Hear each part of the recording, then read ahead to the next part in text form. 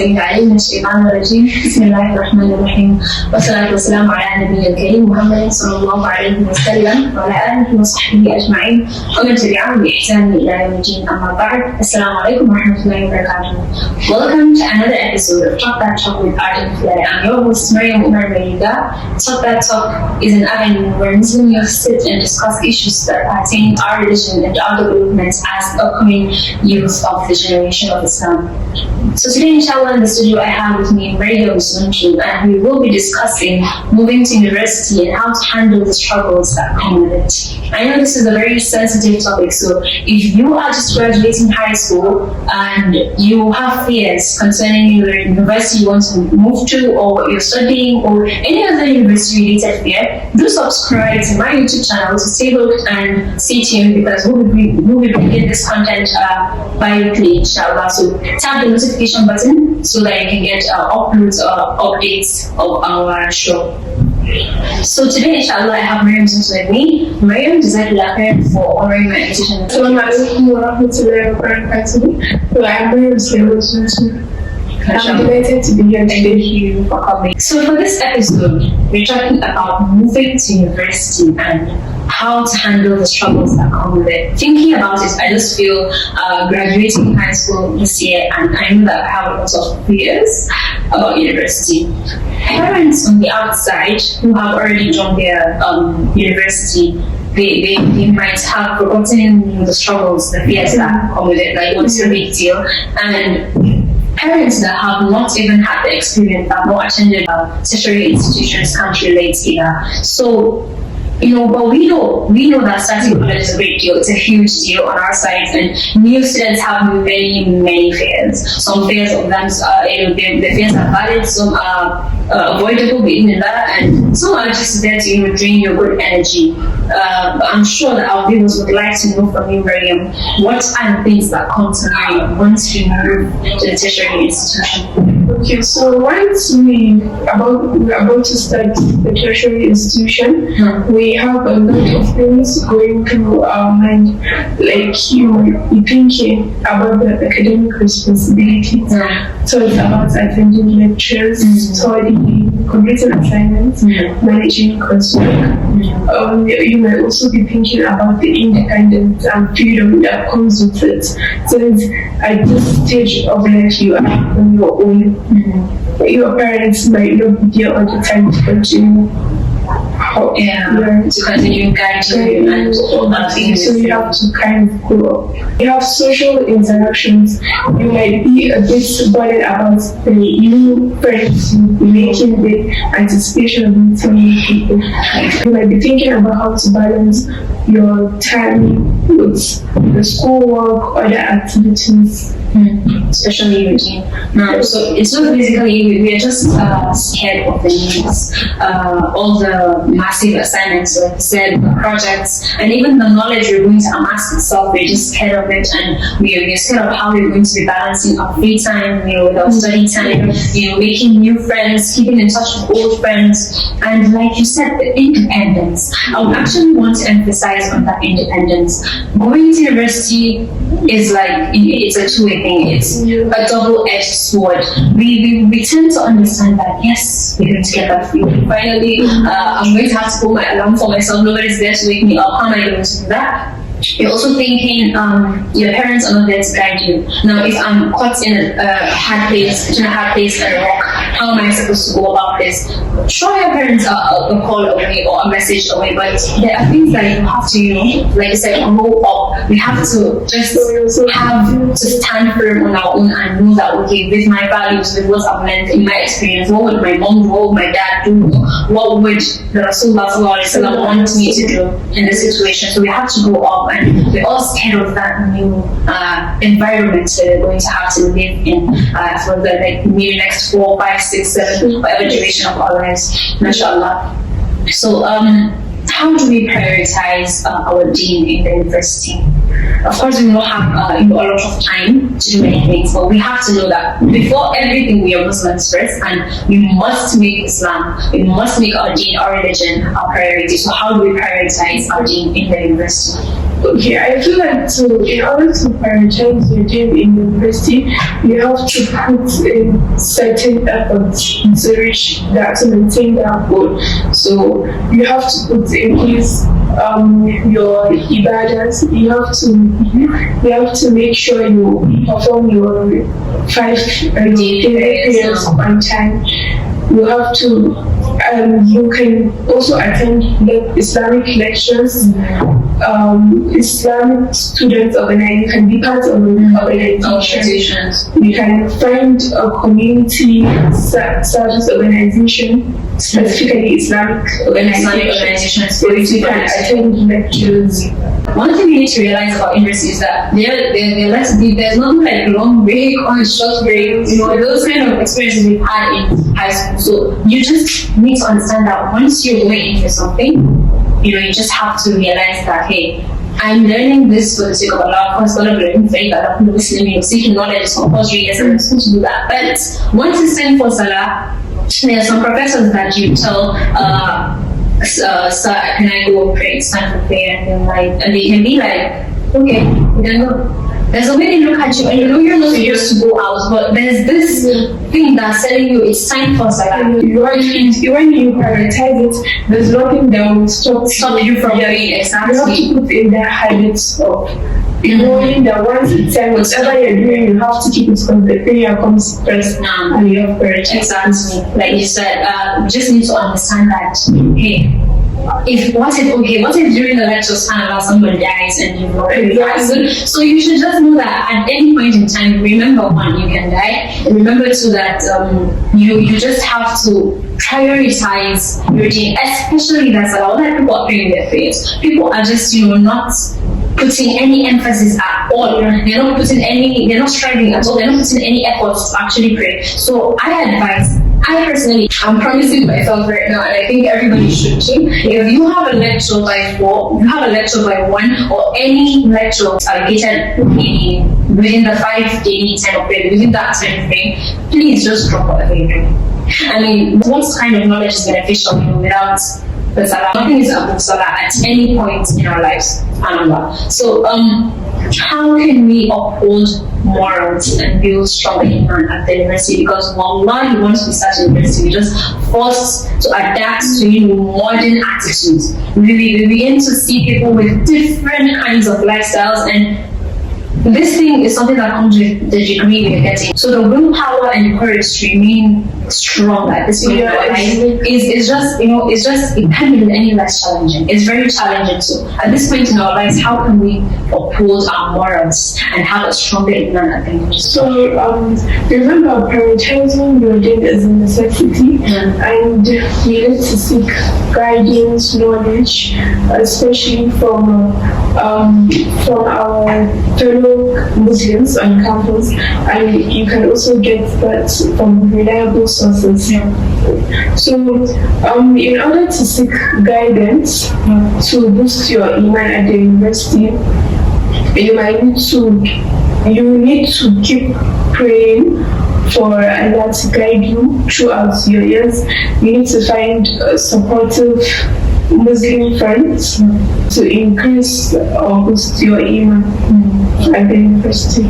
Okay, so is reading the only thing that can make you pass exams? Because people have this ideology that once you read, you're going to pass your exams. People are forgetting that there's another secret to passing exams. I think, can you tell us if you think reading is the only thing that can make us pass our exams? Reading isn't the only thing that can make us pass our exams. We have to put it in our minds that prayer is also a very important aspect in pursuing our academic goals, aims, and aspirations. So you can't do anything without, or you cannot aspire to become something without Allah's help. Whatever you are doing, you have to put Allah at the first place. This tells us that prayer is key in anything that we do, especially if we are pursuing our academic goals. We should pray because it's key. If you're coming across this video for the very first time, please subscribe to my YouTube channel and tap the notification button so that you can receive notifications for new episodes. Mostly at the university, even though it's hard to believe, it's at this point in our lives that we need the most guidance, like you said, and we're just surrounded by so many temptations and wrongs. How do we adapt to that? For example, now you'll be sitting and you'll be offered a glass of alcohol or something. How do you decline? How do you, all these kind of things. So how do we adapt to all that? And how do we say no when we're offered to join in these haram activities? Okay, I feel like to adapt to this temptations and to resist from these haram activities which are not prohibited, you might need to develop a positive mindset. Whatever you are doing, don't think about the negative aspects of it. Yeah, you have to, even if you are being influenced to do it, you have to think about what it's going to cost you at the end of the day. It's going to lead to something positive, something that your parents wouldn't be happy. In fact, you yourself wouldn't be happy with that. With this, we'll be going on a very short break. This is an advert for Dr. Karima's skincare products. She has the best products for skin that you ever make, so you check them out.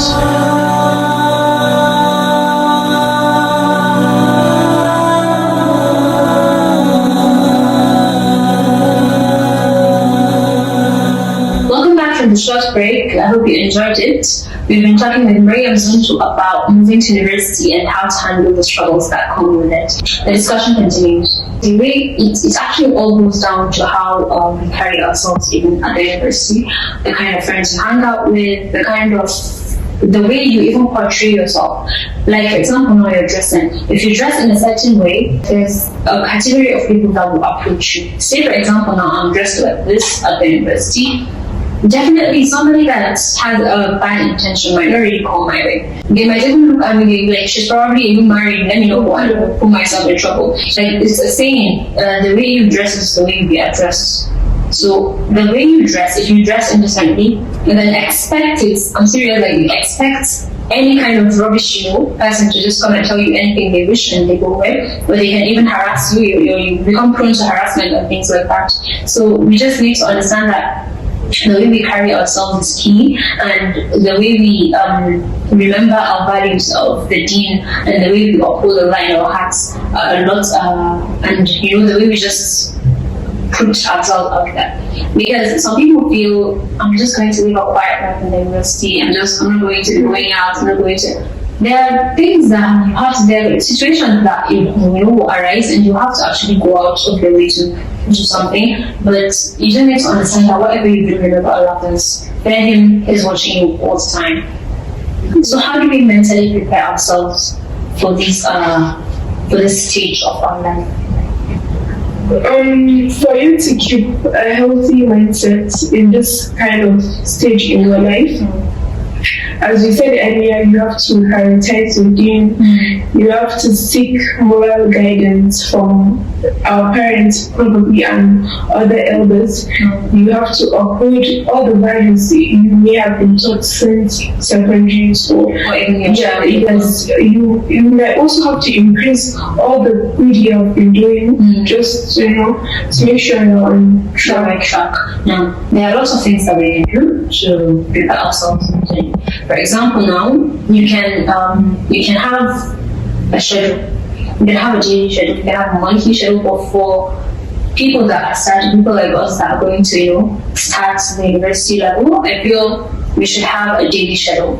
We should know what we want to achieve at the end of each day. We should also try to overcome obstacles. We should make a priority list, and we should also make not so important list, but also relevant. And we should make a list for other things that we can achieve. We don't really have to.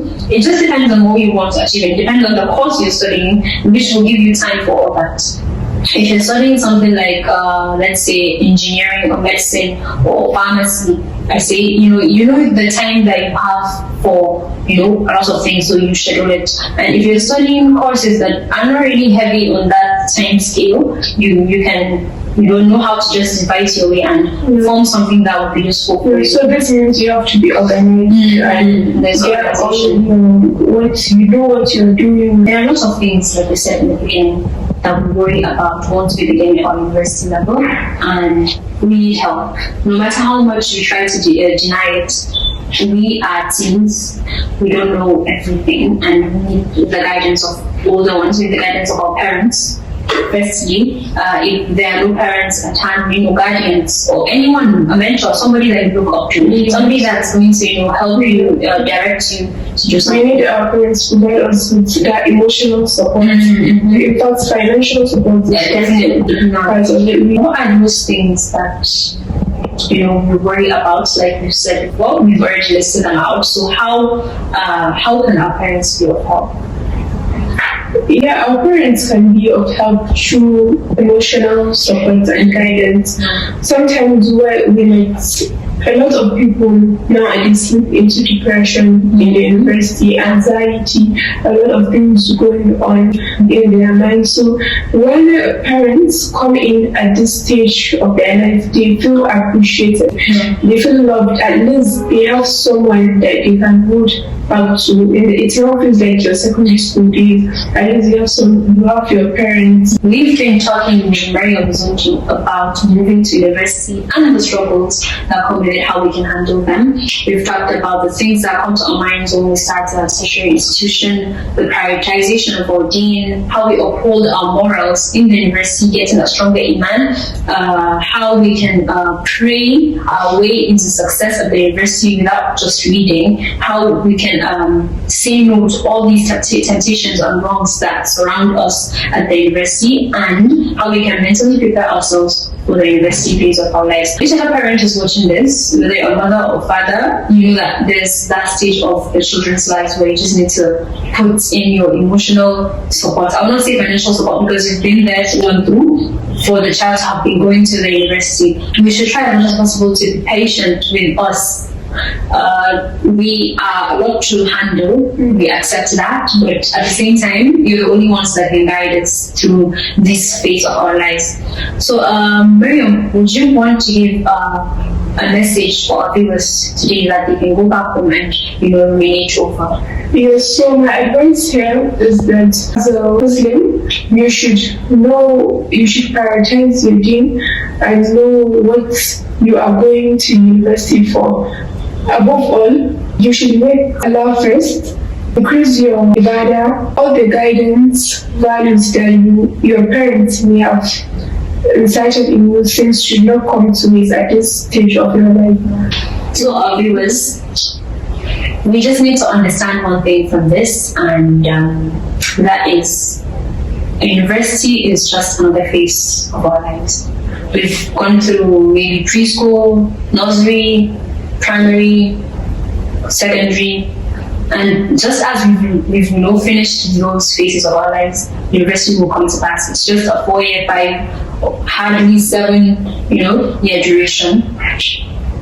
It's something that's just a part of our lives. Whereas Islam is our lives. You cannot graduate from Islam. You can graduate from university. You can graduate from high school. But Islam, your deen is your whole life. That's just the purpose of your existence. So you cannot, not prioritize Islam. You have to prioritize your deen. Whether in the university or you're still in high school, wherever you are, just prioritize your deen, because that is what will make you succeed in the university life. May Allah subhanahu wa ta'ala guide us and help us in choosing the best universities for us and the courses as well we want to study. May Allah reduce the stress, the workload, the projects, all our fears. May He, make them vanish and make it seem easy for us, inshallah. So Jazakumullah khairan for watching. This is Talk That Talk with Aaron Flair. I'm your host, Mariam Umar. We'll see you next time. Assalamu Alaikum.